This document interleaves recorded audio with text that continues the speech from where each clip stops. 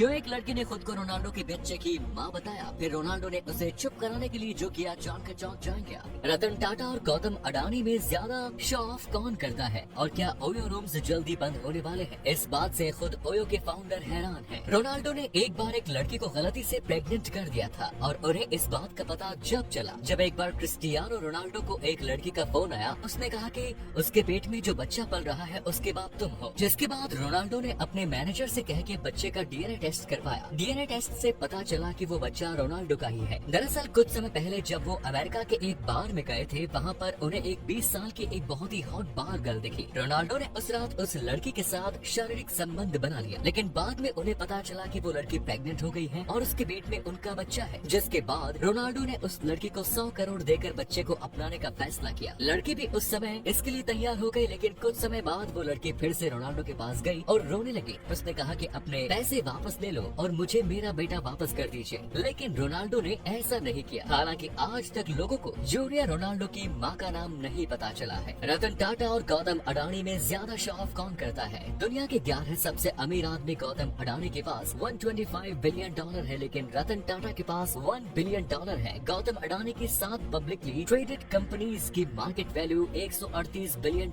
है, जिससे वो हर साल $121.7 बिलियन की कमाई करते हैं। लेकिन इस मामले में टाटा आगे है। वो टीसीएस से लेकर हेल्थ सेक्टर समेत 15 फील्ड में अपनी सर्विस प्रोवाइड करवाते हैं और उनकी 29 कंपनीज हैं जिसकी मार्केट वैल्यू भी $314 बिलियन की है। रतन टाटा के पास Mercedes Benz, Ferrari, Range Rover, Tata, Maserati, Quattroporte, Cadillac, XLR, Jaguar और ब्यूक सुपर 8 जैसी लग्जरी गाड़ियां हैं। जबकि गौतम अडानी की कार कलेक्शन में BMW सीरीज से लेकर मर्सिडीज, फरारी और लिमोजीन आदि गाड़ियां हैं। गौतम अडानी के पास बीचक्राफ्ट जेट और हॉकर जेट इनके पास है। दिल्ली में 400 करोड़ के बंगले के अलावा गुड़गांव और ऑस्ट्रेलिया के अबोथ पॉइंट पोर्ट पर भी इनकी प्रॉपर्टी है। अडानी का खुद का पोर्ट है। इसके अलावा मेटल, टेक्सटाइल आदि कई क्षेत्रों से कमाई करते हैं। रतन टाटा के पास डसॉल्ट फाल्कन 2000 जेट है और इनके पास समुद्र किनारे आलीशान 150 करोड़ का बंगला भी है। आपके हिसाब से इन दोनों में से ज्यादा शॉफ कौन करता है? 1973 में इनकम टैक्स 97% तक पहुंच गया था। उस समय देश की पीएम और फाइनेंस मिनिस्टर इंदिरा गांधी ने यूनियन बजट पेश करते हुए 1970 में टैक्स स्लैब की घोषणा की। इसमें पर्सनल इनकम टैक्स को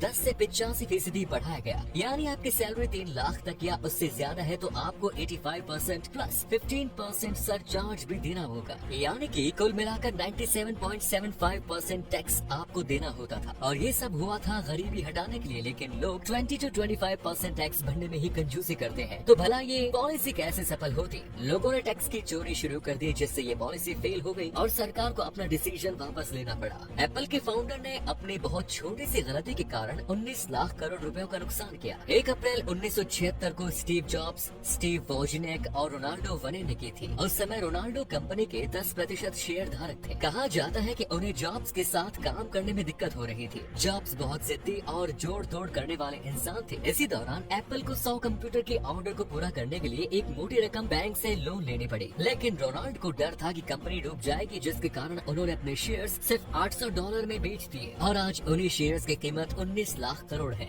ओयो रूम्स अभी तक प्रॉफिटेबल नहीं हुए हैं और अब ये बंद होने वाले हैं। इस तरह के कुछ मैसेज सोशल मीडिया पर घूम रहे हैं, लेकिन जब ये मैसेज ओयो के फाउंडर रितेश अग्रवाल तक पहुंचा तो वो भी हैरान रह गए। जिसके बाद उन्हें खुद लोगों को ट्विटर पर इस बात की सच्चाई बताते हुए लिखा कि कुछ जगह पर PDF और मैसेज सर्कुलेट हो रहे हैं जिसमें दावा किया जा रहा है कि ओयो ने दिवालिया के लिए अर्जी है, लेकिन इसमें कोई सच्चाई नहीं है। ओयो अभी महामारी के असर से रिकवर कर रही है और फिलहाल मुनाफे के साथ बिजनेस कर रही है। इट मींस आप ओयो बुक कर सकते हैं।